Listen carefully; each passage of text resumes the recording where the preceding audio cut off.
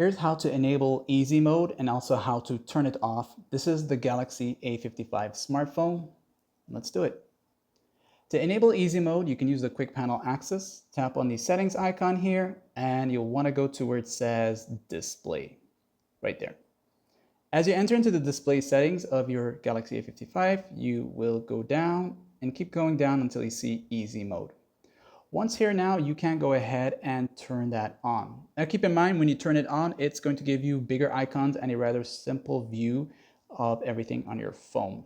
And you can turn this off. However, it will rearrange the items on your screen and everything else. You get the high contrast keyboard enabled already. If you want, you can turn that off. So when you go back to your home screen now, you'll see everything is big, huge, and a lot different. Everything that you had there before will be rearranged.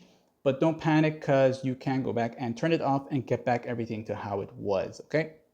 So basically you can tap here on these dots here. That'll take you to all the apps that you have on your phone. You can also go back to the settings here.